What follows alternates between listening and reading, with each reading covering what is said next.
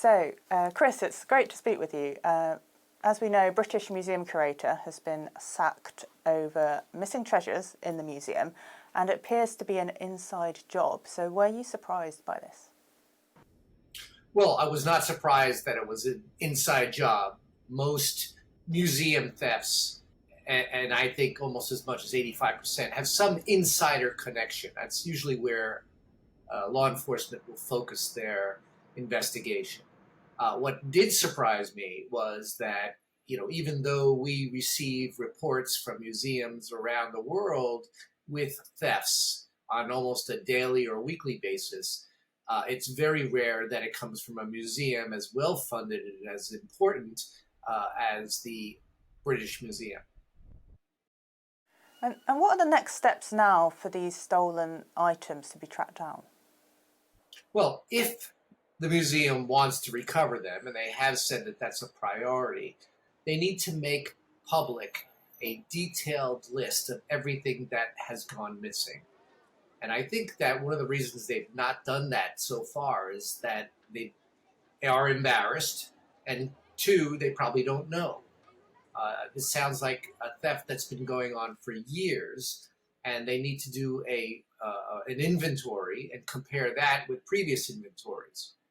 Once that list is prepared, that list should be disseminated amongst the media. It should be placed on private databases and should be put on public police databases, such as the Interpol database, so that the art trade can check that database to make sure that they are not selling any of the objects that were stolen from the British Museum.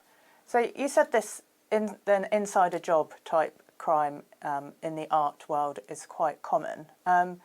Is this a typical type of case? Insider crime with respect to a museum is quite common. In fact, I had a almost exact case 10 years ago where a Swedish museum was involved, where a curator had stolen a number of objects from various museums throughout Sweden that he had access to, Skokloster Castle, the Swedish Library, and was selling these objects to earn some money and buy some suits and pay for a car. And eventually he was caught and committed suicide. So there was no opportunity to interview the perpetrator and find out where he had sold all these stolen objects.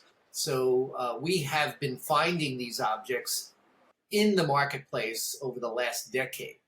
And it will take a while, and it could take a while to find the British Museum objects. We don't often hear about art theft.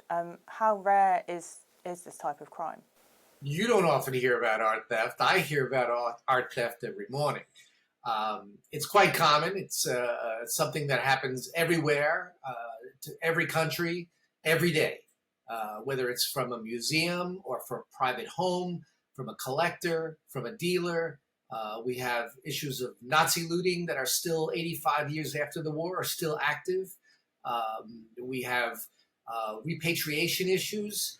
Objects that were looted from Africa during the colonial period are in museums that have not been returned. And of course, we've got the very big issue of the Parthenon marbles that are being claimed by Greece as their cultural heritage. And those are, of course, in the British Museum. So what kind of security measures can museums take to prevent these kind of insider thefts from happening? Smaller museums and cultural institutions and churches are not very well funded, so they can do little more than have CCTV or a burglar alarm. But you would expect that a museum of the stature of the British Museum would have some very significant security measures in place, including the vetting of their employees. The situation here is an employee that's been working for over 35 years is accused of using the British Museum storage rooms as a shopping spree or as a smorgasbord, taking objects home and selling them on eBay.